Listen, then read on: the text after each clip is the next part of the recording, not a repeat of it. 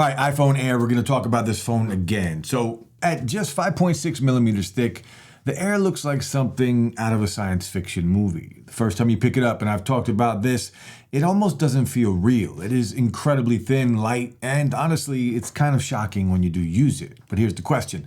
Did Apple create the future of smartphones, or did they shave off so much that they also shaved off the features people actually wanted? So today we're going to break down the 5 best and the 5 worst things about this phone, the iPhone Air, to try and help you decide if this is Apple's smartest design yet or one of its biggest phones with the most compromise. All right, we're going to start with all the good stuff, and we're going to go through 5 of each. So 5 good and 5 bad. So number 1, the battery is better than what I had thought originally and what everybody expected. Now, before the launch, almost everyone had the same concern about the iPhone Air. There's no way a phone this thin is going to have any kind of decent battery life. And honestly, look, fair criticism. It's a thin phone, small battery. For average users, just checking emails, browsing social media, watching YouTube, and texting, and just, pulling out the phone and taking a pic, the battery will get you through most of the day. Now, is it going to win any battery competitions? No, hell no. If you are gaming for hours, recording a bunch of 4K video, or constantly using, say, GPS, you're going to drain it much faster than any other iPhone in their lineup. But considering just how really thin the phone is, the battery is kind of far less of a disaster than what I had thought originally. Number 4, the display, it hits a very nice sweet spot. So the screen size may end up being one of Apple's smartest decisions. It's large enough to enjoy any kind of content, movies, whatever, YouTube, gaming on here, and it doesn't become so massive that you need 2 hands to hold it. Just one hand to do whatever you want. Send a text, watch anything you want. The size I really like. And the beautiful OLED, the ProMotion, 120 hertz refresh rate, thin bezels, and it's just a thin device. It looks very modern. Now, number 3. And here's something Apple didn't compromise on, and that's, of course, performance. The iPhone Air, it's got the Apple A19 Pro chip, meaning, well, it's a performance beast. It can do anything and everything you throw at it. Apps are going to open very instantly and smoothly. Multitasking is so smooth. Gaming performs very nice. It is still an Apple device. Video editing is, it's kind of effortless at this point. This thing is just incredibly powerful. And with full Apple Intelligence support, eventually this phone is built to handle Apple's newest features whenever they do come rolling out. So in day-to-day use, you're going to get a flagship level speed without paying for the absolute top tier Pro Max model. So you can save a little money. And number 2, it's just very comfortable to hold. This is one of those things that you don't really appreciate until you use it. I mentioned this in my last video about this device because the Air, it's so thin and lightweight, it feels like it's just going to disappear or break in your hand. Scrolling sessions on here, long sessions of doom scrolling, it's just more comfortable. It's easier to hold. It's just lighter in every single way. It's just more fun and easier to hold. Doesn't matter what you're doing. And whenever you do slide it into your pocket, you will notice a difference if you are coming from a Pro Max or something a little bit thicker. You are going to notice the weight difference.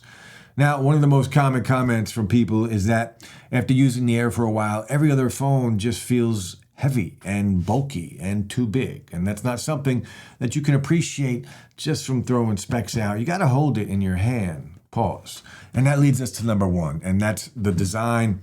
This is why the iPhone Air exists. For years, we've had the bulky phones, right? This phone, 5.6 millimeters thick. It just is going to stand out from every other phone on the market. There are some, Samsung has a thin device, very nice, very similar in the size, but, if you're in the Apple ecosystem, this is the thinnest phone you're going to find by far. And it is a conversation piece. People will stop and ask if they see it. They're going to want to hold it. Yeah, they're going to want to hold it. But they're going to ask, what phone is that? And it's one of the first iPhones in years that actually just has a different feel, a different vibe, right? All the Pro Maxes are the same over the last 5, 6, 7, 8 years. And it's just because of how it looks and feels. And it's not because of the performance. It's because of the physical experience. It's unlike anything you are going to find if you are using an iPhone. All right, now we're going to talk about the compromises, and coming in at number 5, we're talking about style over features.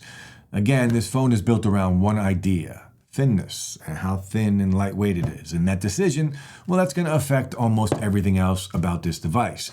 So to make it this thin, there were sacrifices. Things were cut, things were taken out. Some people will gladly accept those and others will not. Now, if you don't care about having the thinnest phone ever, then many of these sacrifices become just hard to justify. All right, number 4, and this is a big one for me: the price.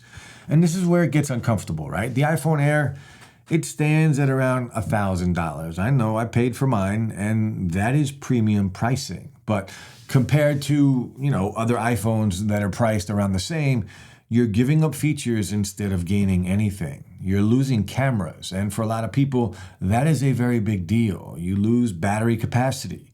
You're losing speaker quality. One speaker on here, and it is not that good. So you can see where I'm going with this. So you are essentially paying extra for less hardware. Now, if the design is your number one priority, then that's worth it. But from a pure value, bang for buck, dollar for dollar, it is a difficult argument to make. All right, number 3, the speaker system, like I just mentioned.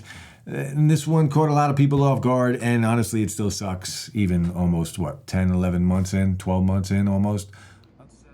More graphics power. Will you notice that? No, you're not going to notice it. And if you do, drop a comment and let me know where you do notice it, because I just don't see it happening. Unlike most flagship phones, the Air, it just uses one speaker, and that means movies they're just not going to sound great. They're not as immersive. The music has no depth to it. The bass is lacking, in every single way.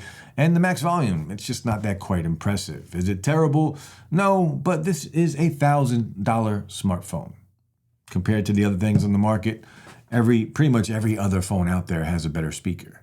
All right, next up, number 2, battery life. Remember, we talked about how it was better than expected, but 2 things can be true at the same time. It is better than what we had thought, especially me. I was trashing this phone and the battery when I heard about it, but it is better than people thought, but it is still behind the rest of Apple's lineup. So to pay this much for a device, you are still getting a lot less battery, and it's just impossible to ignore. A thinner phone, well, it just means that there's less room for a bigger battery. Now, the new tech is going to solve that on newer iPhones, but, if you're a heavy user, you're going to notice it every single day, and it's the biggest trade-off that comes with Apple's I don't know if you want to call it an obsession to make a thin phone, but it is a trade-off nonetheless. Next up, there's only one camera, and this is the compromise that most people probably will hate the most.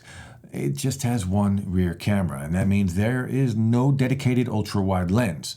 There is no telephoto zoom, and there is no macro photography. So we're talking about a lot less flexibility overall when it comes to taking pictures and even recording video. Now, for casual users who just take out their phone and take pictures of friends or their pet or vacations and food, okay, that's probably okay. But for photography enthusiasts and anybody that loves just dialing in their camera on their phones, well, this is a big downgrade compared to the Pro models and even the Plus models from last year. Apple basically looked at 2 cameras and said, you know what?